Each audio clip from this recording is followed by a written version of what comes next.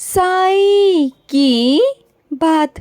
बच्चे, मैं जानता हूँ कि तुम पर ना तरह तरह के इल्ज़ाम लगाए गए हैं।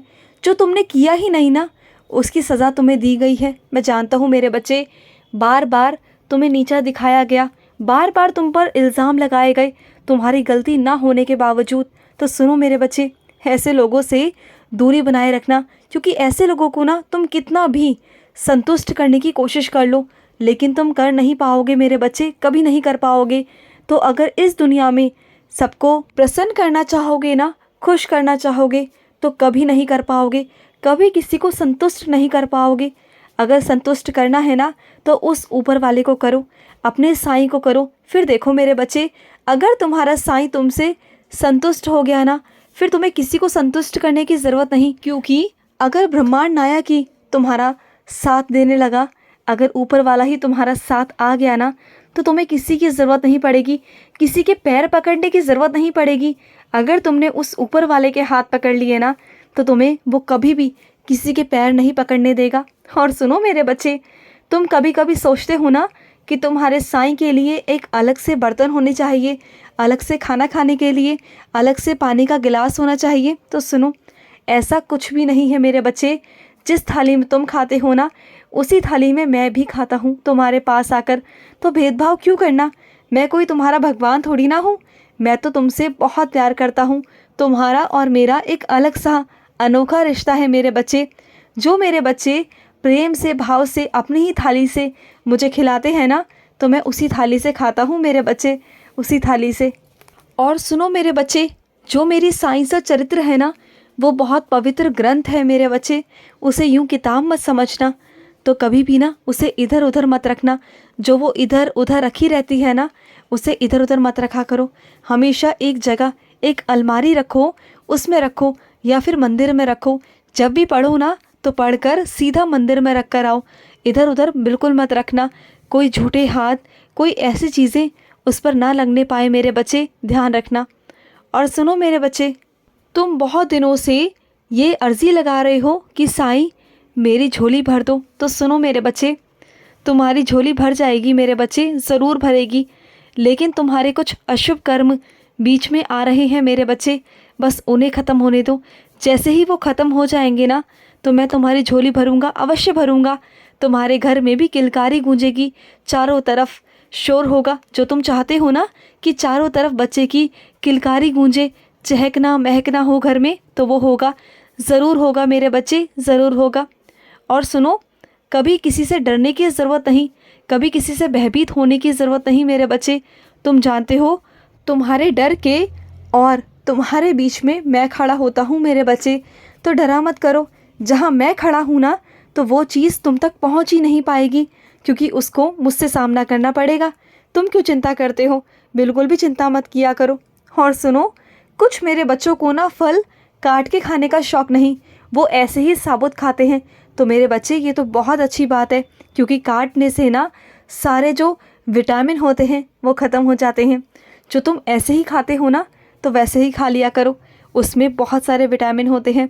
और तुम्हारे शरीर में बहुत सारे पोषक तत्वों की कमी है मेरे बच्चे, बहुत सारे। तो उसके लिए खाया करो मेरे बच्चे, अपना ध्यान रखो। और सुनो मेरे बच्चे, जो इंसान अपने चरित्र को साफ रखता है ना, उसे कभी अपनी सच्चाई साबित करने की कोई ज़रूरत नहीं होती मेरे बच्चे। चाहे उसके बारे में कोई बुरा कहे, भला कहे, कुछ भी कहे मेरे बच्चे, उसे कुछ साबित करने की ज़रूरत नहीं। अगर उसका चरित्र साफ है ना, उसका चरित्र अच्छा है, तो बस मेरे बच्चे, चाहे तुम्हारे सामने 4 लोग आकर बुराई कर जाए, लेकिन पीठ पीछे तुम्हारी बुराई नहीं कर सकते।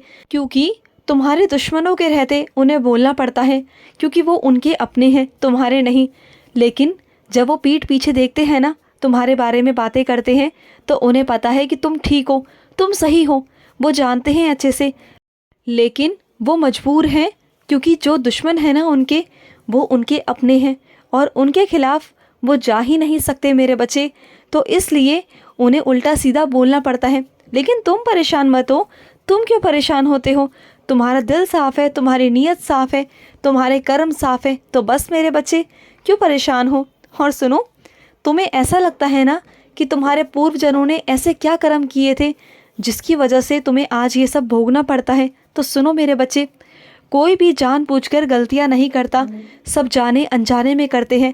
हो जाती है मेरे बच्चे गलतियां, जो तुमसे हो रही हैं, जो आने वाले पीढ़ी को भी इस कर्मों को सहना पड़ेगा। तो इसलिए मैं तुम्हें समझाता हूँ कि जितना हो सके ना, नाम जाप करो, स्मरण करो, इससे बड़ा कुछ भी नहीं मेरे बच्चे। अगर कलयुग में ईश्वर को पाना है ना, तो वो बहुत बहुत आसान है मेरे बच्चे। सिर्फ और सिर्फ स्मरण कर कर, नाम जाप करके मेरे बच्चे।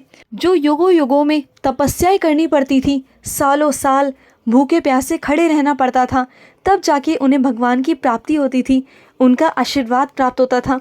लेकिन कलयुग चाहे कितना भी बुरा क्यों ना हो मेरे बच्चे, कितना भी पाप से भरा क्यों ना हो, लेकिन इस कलयुग में एक अच्छाई है कि अगर तुम ईश्वर का नाम स्मरण करोगे ना, तो तुम्हारे अशुभ कर्म यूँ चुटकियों में समाप्त हो जाएंगे मेरे बच्चे।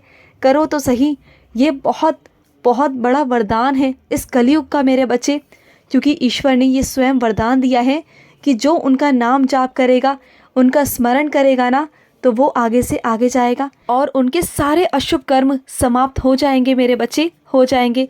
तुम भी दिन में 10 मिनट ही सही मेरे बच्चे मेरा नाम स्मरण ज़रूर किया करो मेरे बच्चे, ज़रूर किया करो।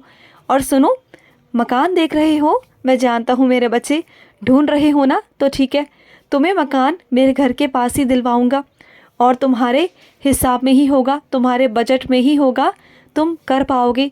तुम्हें ऐसा लगता है ना कि ज़्यादा महंगा ना हो, क्योंकि तुम्हें बहुत सारी चीज़ों का बिल देना पड़ेगा, बहुत सारे कर्जे हैं तुम्हारे सर पर, बहुत सारी चीज़ें हैं जो तुम्हें चुकानी है, जिस वजह से तुम परेशान भी हो। लेकिन तुम चिंता मत करो, जहाँ तुम्हारा साईं है ना, वहाँ चिंता करने की कोई ज़रूरत नहीं मेरे बच्चे, कोई ज़रूरत नहीं। और सुनो मेरे बच्चे, तुम्हारी तरक्की से, तुम्हारी उन्नति से ना, तुम्हारे आसपास में कुछ लोग ऐसे हैं जो बहुत जलते हैं तुमसे, बहुत ईर्ष्या करते हैं।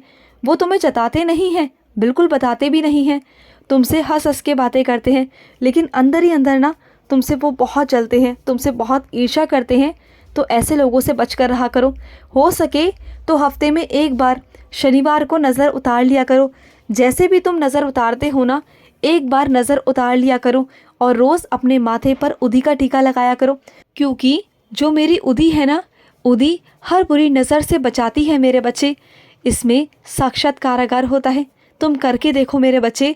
अगर तुम उदी लगाओगे या उदी को अपने बाजू में पहनोगे ना, तो देखना कभी भी तुम्हें बुरी नज़र या बुरी कोई चीज़ें नहीं लगेंगी, नकारात्मक ऊर्जा तुम्हारे पास भटकेगी भी नहीं मेरे बच्चे, क्योंकि जो मेरा रक्षा कवच है ना, वो उदी है मेरे बच्चे। जो बच्चा मेरी उदी पहनता है ना, या उदी का सेवन करता है, उसके पास कभी भी नज़र नहीं लगती मेरे बच्चे, और ना ही बुरी चीज़ें उनके आसपास आती हैं। और सुनो, तुम्हारे घर पर एक ऐसा पंखा रखा हुआ है जो ख़राब है मेरे बच्चे, जिसका इस्तेमाल तुम नहीं करते हो, लेकिन तुम्हारे आसपास कोई ऐसा है जिसे उस पंखे की बहुत ज़्यादा ज़रूरत है मेरे बच्चे। अगर हो सके दिल बड़ा करो और उसे दे दो। ये मत सोचना कि तुमने उसे पंखा दिया, ये सोचो कि तुमने अपने साईं को दिया। मुझे तुम्हारे साईं को गर्मी लग रही है मेरे बच्चे, मुझे चाहिए। खुश रहो। आज का रात्रि साई संदेश समाप्त हुआ।